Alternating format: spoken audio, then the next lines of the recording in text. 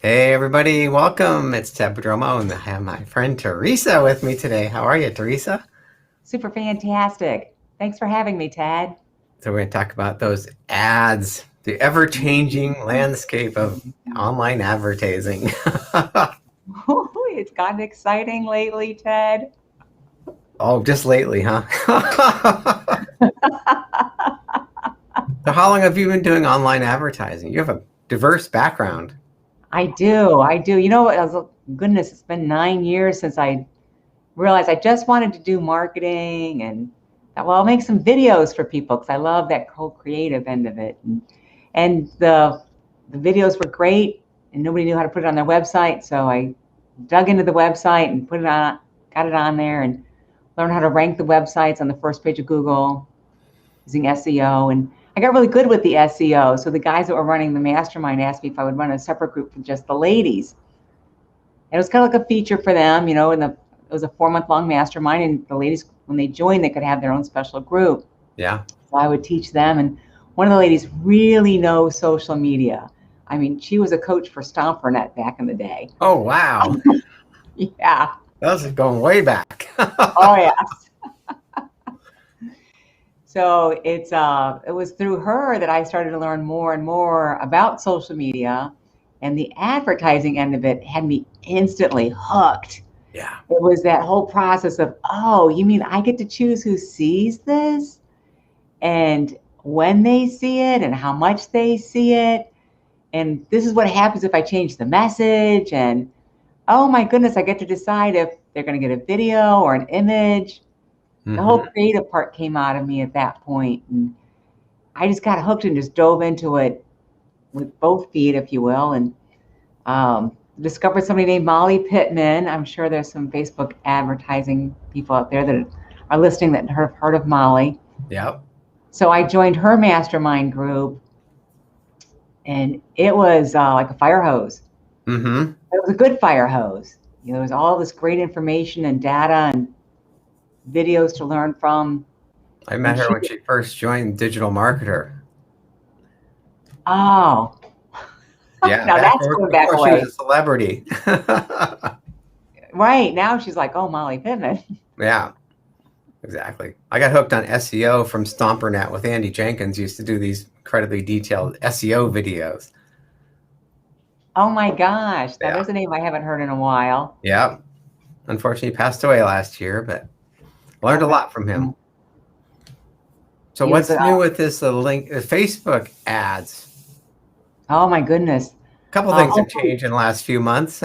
yes, yes. And it probably shifted for the LinkedIn ads also with the Facebook ads. It's kind of interesting. Last year with a lot of ad accounts got shut down without reason, or messages were misunderstood or misinterpreted by the machine, if you will. So you just had a lot of like hiccups in your advertising campaigns. Yeah. And then it smoothed out after the election. And then along comes this Apple iOS update. And we were told about it in December, and that's cool. Yeah. So in preparing for that, it was easy to prepare. You had to jump through a few more technical hoops. But here's the thing that's happening with a lot of people. The methodology that I use with my advertising wasn't affected because I played my cards across the board. A lot of people will stand there and, throw an ad up and say, 40% off today, or buy my shiny stuff, or, you know, scarcity. You've got to get this now. It's running out. There's only so many seats left. I only have three more copies of my ebook.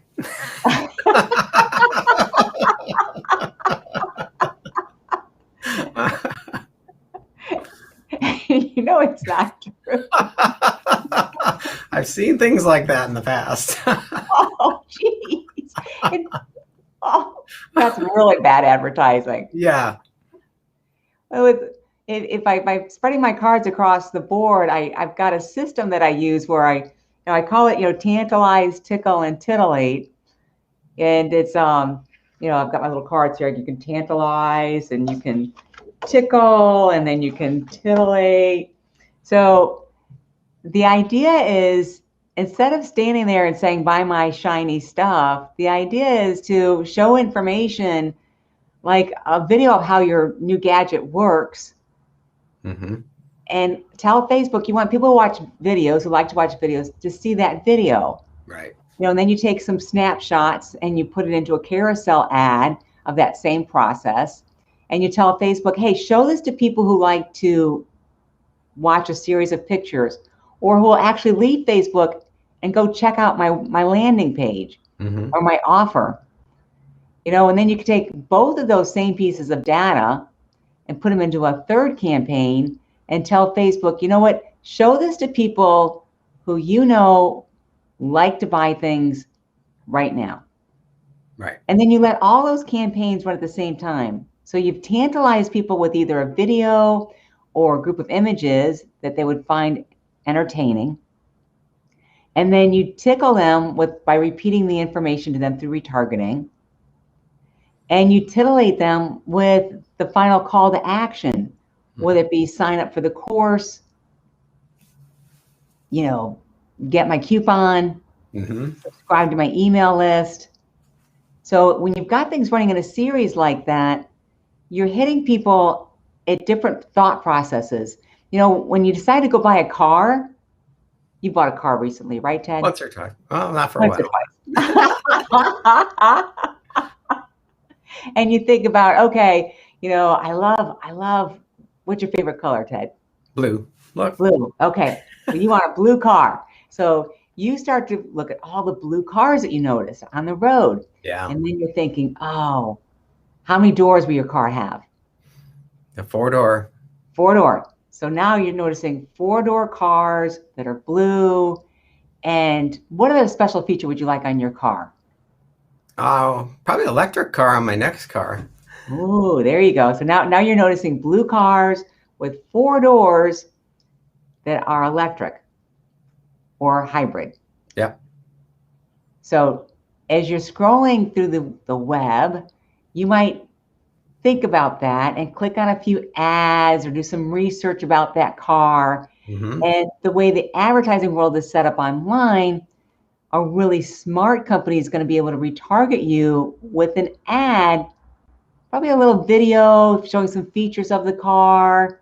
They might show you, some images about how that electric charger works on the car, or all of the wonderful charging stations, that network they have across the United States. So you will never be stranded anywhere in your electric car. Right. They're just going to keep feeding you information. And then every once in a while, let's say over a 7-day period, they're going to target real heavy and send you call to action for a test drive. Call to action, we've got a special offer for the next 30 days. Right. So, but they're still going to keep feeding you all of the other ads as well. The videos showing the features of the car. That car, that blue car. Yeah. I bought a barbecue over Memorial Day. And now I'm still seeing ads from all the other competitors, which I didn't even go to websites to search for all of those competitors, but Facebook's showing me like every kind of grill that's out there. And that's a very, very good advertiser. They've learned how to keep tabs on their competition's traffic online. Yeah. And that's a wonderful way to get more views and eyeballs. We call it eyeballs. Get eyeballs on your ads. Yeah. And then this way, your ad costs really start to smooth out, because you're using across the board all of the different ways someone will actually consume the ad. Right. And you're getting people at the right time, at the right moment when they're thinking about it. Now, you probably bought the grill, so it's a little after the fact with the grill ads, right? Yeah. Like, stop. Hey, I'm done. I'm good. I'm good. Now, the key to that is don't click on any of them. Right. Oh, yeah. Eventually it'll die out, and then the next thing will come along. Exactly. Exactly. The little people that like to make comments on ads that they don't like don't realize they're only triggering the reaction of seeing that ad again and again and again, right, because they commented on it, or they might share it with a friend and say, I don't believe this is true. You know, like Mm-hmm. the 3 ebooks that are Right. 3 left. Get yours now.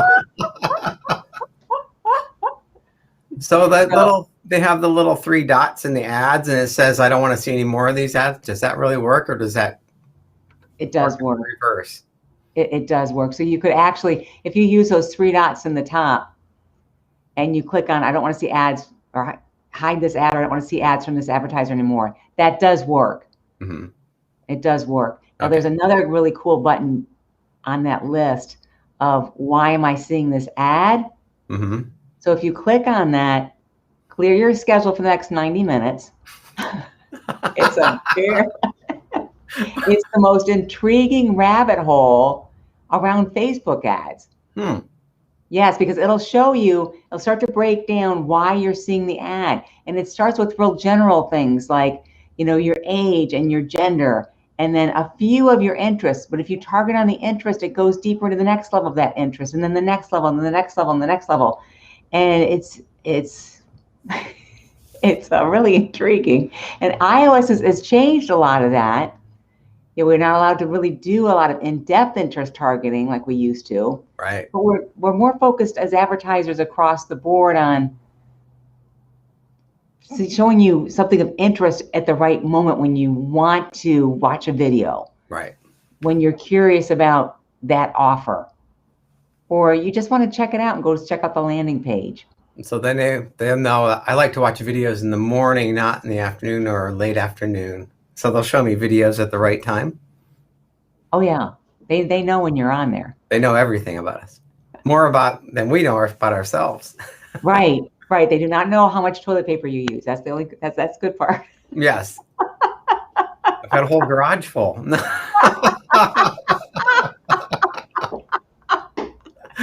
Shh, don't tell them. Yeah. They're listening. But they do know a lot about your behaviors when you're online and Yeah. what you like and don't like. And it's kind of interesting is looking back on the whole advertising world. This is not anything new. You know, back in the 1920s or 1930s when they started doing the Gallup polls, that's when they figured out who was reading the newspaper ads, Mm-hmm. magazine ads. So this is nothing new that advertisers do. It's just, I think, more, I don't want to use the word intrusive, but it's right there. Yeah. You know, it's right in front of us all the Yeah. time. Mm-hmm. Our phones and our scrolling, because that's how we're communicating with each other. We didn't communicate with each other through the newspaper. Right. You know, we read the articles and checked out the ads. They kind of assumed what our interests were based on assumptions a lot of times back then. Yes, it was very expensive back then to do any kind of split testing for advertising to see if a headline would work or not work. It was very expensive to mail things out. Mm-hmm. One of the great copywriters of our day, Clayton Makepeace, he used to tell people, "I write junk mail." Yeah.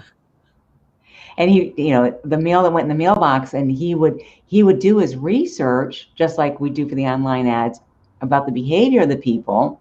Mm-hmm. But it was still a really expensive test to mail out, you know, a few 100,000 pieces and see if people would respond or not. Right. You know, now with advertising online, it's still a really hot deal. Yeah. You know, even though, yes, the ad costs have slid up a bit, it's a matter of managing it. And with ads, they'll, like, let's say you launch a campaign, the ads can start off a little on the expensive side, and it's really important just to let those ride out for 3 to 5 days, Mm-hmm. because it is taking longer to get the true results back. But if you use a $1-a-day ad strategy with video views, you can test your audience and see if your audience is going to resonate with that message or not. Mm-hmm. And in 3 to 5 days, you know if they like it or they don't like it. And then one of the really cool bonuses when you run those $1-a-day ad strategies, let's say they've seen the video and they had such a good response, they clicked on the ad and looked at your landing page Right. for your offer. That's like a bonus, Yeah. because you're just paying for the video view. So you're getting, you know, like ice cream sundae with extra whipped cream and sprinkles on top. Right. You're building an audience of everybody that came to that landing page, and you know who came to it from what ad. Yes. Yes. Yeah. And even when you're using the video views, you can really retarget based on the percentage of the video people watched. Right. Like, let's say you've got a 2-minute video. Well, if they've watched 15 seconds of a 2-minute video, they're not that interested. Right. But if they've watched 50% of that, then they're interested. Right. Now, let's say you've got like a 25 or 30-minute long video, either a testimonial or a podcast interview. If people have watched 25% of that, then you're looking at a really interested audience. Yeah. And that would be an important audience to retarget. So this is where the ad costs get managed. So instead of just throwing up ads and seeing if a message works or doesn't work and spending money on it, if you gently use a $1-a-day ad strategy approach, test the audience with the message, then you know if they like it or not. Mm-hmm. And you can add more money behind that video view ad. You can use that same audience with the same message with some more images. So it's a way of just, go ahead. Oh, no, I was saying before we throw spaghetti at the wall, and then we kept throwing more spaghetti at the wall. And, like, see if this works. Right. See if that works. And you really didn't get the data back that we get today. No, and one of the cool things that Facebook will do is they have this whole thing called dynamic ad creative. Mm-hmm. And in the dynamic ad creative, you can give Facebook like a few different forms of text or copy. Like, let's say you've got you don't know if they're going to like this story, or if you're just going to say, okay, this is the benefit of my product with a few bullet points. You can give both of those to Facebook and say, Facebook, go ahead and figure out who likes what. Mm-hmm. And Facebook will do that. Yeah. You can give Facebook 10 images or 10 videos or 10 vectors, or make a combination of all that.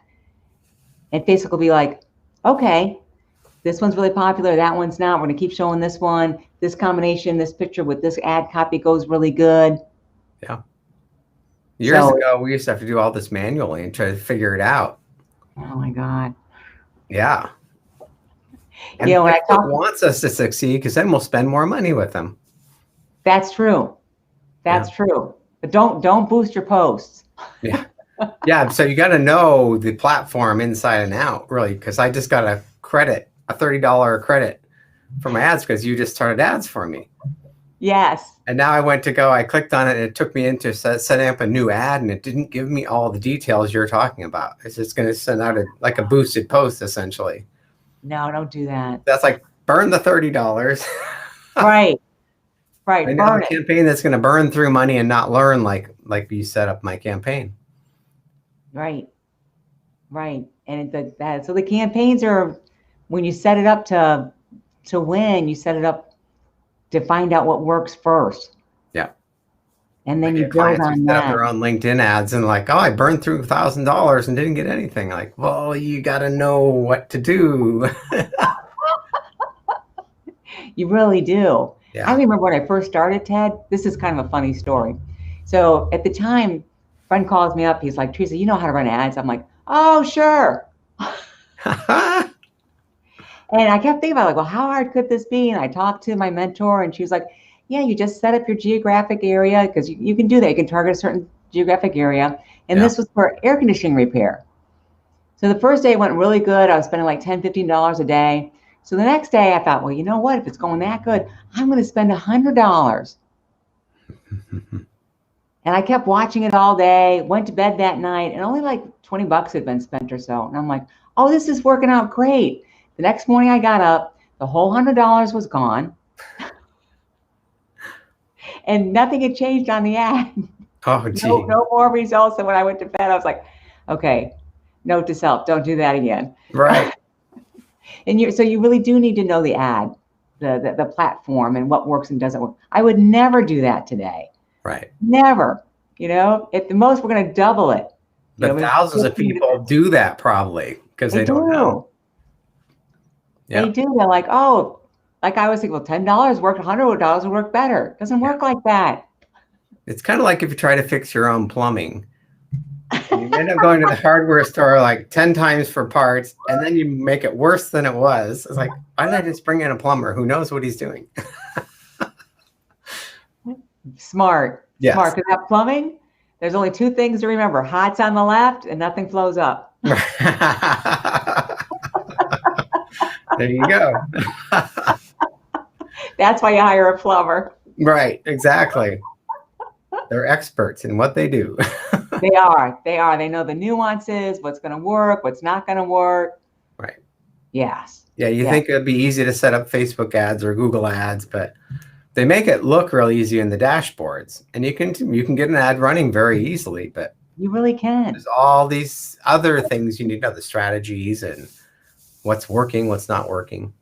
Yes. And there's a whole Facebook ad certification course called Blueprint, and they will tell you the essentials that you need to know. Yeah. They don't tell you strategy. Right. And that's where the magic happens. I've probably been through a dozen Facebook ad classes over the years. And by the time you finish it, the platform changes. You know what? It's so funny that you mentioned that. I'm putting together a 9-week course for this fall. And that's one of the things I'm working with one of these coaching course people on it. And they said, Theresa, by the end of the 9 weeks, isn't the platform going to change? I'm like, I hope not. Right. So when you think the strategies behind the ads, like my LinkedIn class, it's less on the click here, click there. It's more on the strategy of engaging with people, which hopefully will never change. Right. And that's why I'm going to have my 9-week course focus on, 3 basic ad strategies. Always be able to use these. Yeah. No matter, because even if the platform changes, you can still use the same strategy. Right. And there are 3 strategies that you can take and use on other ad platforms as well. Mm-hmm. So. Yeah. It's kind of like the breakthrough advertising book. It's more relevant today than it was when it was published, probably. Probably. Yeah. Because human beings interact with human beings the same way, or we're wired that way. We are. And the cool thing about the breakthrough advertising is because the advertising online moves at such a faster speed. Yeah. That the whole concept of going from unaware of your problem to the market being overwhelmed with ads for the same problem, mm-hmm.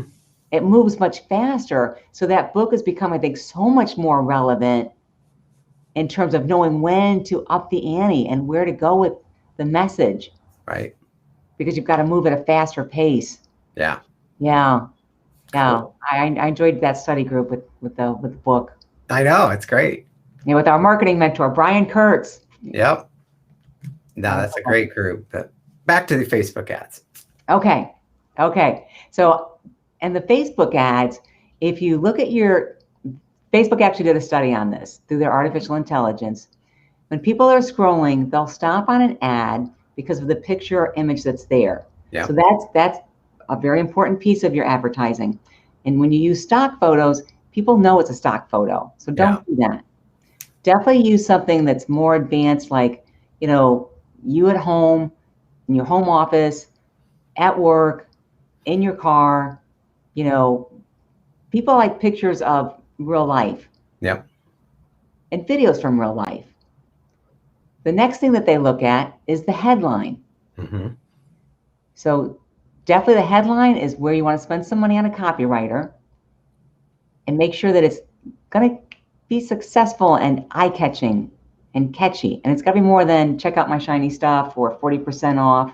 Right. I'm currently helping rewrite an ad for breastfeeding. Mm-hmm.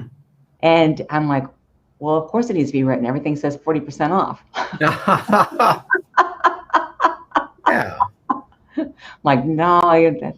Okay, so the next thing they look at is the actual ad copy. Mm-hmm.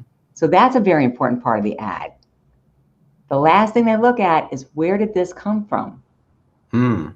And that's at that top left-hand corner of the ad where it says sponsored by. Yeah. Yeah. And then they decide whether or not to click. And this is all done within like fractions of a second. Mm-hmm. So On a phone, mobile phone usually too, right? that's interesting. Actually, it depends on the product and service and the age group. Oh, Yes. Yes, I have a school I'm advertising for, and the demographics are totally split. The younger population is viewing the ad on their phone. yeah. The older population is viewing the ad on a desktop. Okay. Yeah, and That makes Facebook will show sense. you all that data. That's interesting. Yeah. Isn't it though? Now, purchases, usually people start to search for things on their phone, Mm-hmm. but they'll make the final purchase on the desktop. Interesting. Yes. Yeah, so it's important to have your ad formats be synchronized throughout both platforms. You always test Both your landing devices. pages and everything on your desktop and your mobile in case you get a Yes. different demographic. Yes, absolutely. Okay. Absolutely. Good point, Ted. Yeah. Yeah. The landing pages, make sure that message on the landing page matches the ad too. Yeah. That's important. I was doing my landing pages and they said, look at it in mobile view. And they're like, wow, you can't read half the text. So I had to rearrange things. And so smart. so much to And learn. then when I did your ads, I took the language right off the landing page. Mm-hmm. Yeah. That's too. If your headline doesn't and the ad doesn't match where they go on the landing page, they're going to get confused and click away. Absolutely. Yeah. I had a client where she had a fantastic, beautiful landing page, and I wrote the ad for the audience. Mm-hmm. And the audience went to the landing page, and within like 2 days, I was like, please change the landing page to what the ad says. And she did. And it was like white lightning for it to take off after that. Yeah. Yeah. And then I've had other clients where it's an overwhelming idea to change the landing page. Mm-hmm. Right. Right. So that's an important point that you made. Make sure that message all matches. So with my new barbecue, if I search for how to grill ribs on my new smoker and I go to landing page, it talks about lobster, which you see stuff that mismatch sometimes. Like, oh, these poor people are just wasting so much money. Yes, it's painful to watch. So the lesson there is hire an expert to help you because there's so many little factors. There really is, and there's little nuances like I know when I started working with your ad account, you had mentioned that everything was great last time, and I just in looking at it, I really dove in and broke down the audiences first. Mm-hmm. So we've got a stronger retargeting effort from the word go. Yes. Well, so all these little nuances. Right. So how can people get in touch with you? Oh. And how can you help them? Well, I'm on LinkedIn, Theresa Pantanella. So feel free to message me there. Or if you would like to spend some time with me on a calendar call, I do a lot of consultations with people just to talk about where they're at, what they're advertising, or what do they need next kind of thing. Mm-hmm. So if they wanted, I don't know, would it be okay for me to give a link for that here, Ted? Or sure, yeah. Okay. Let me. I think you can put right in the chat, and it'll pop up. I can make it go over. Well, this is fancy. Okay, I'm going to put it right in the chat. Or what's the link? It is https://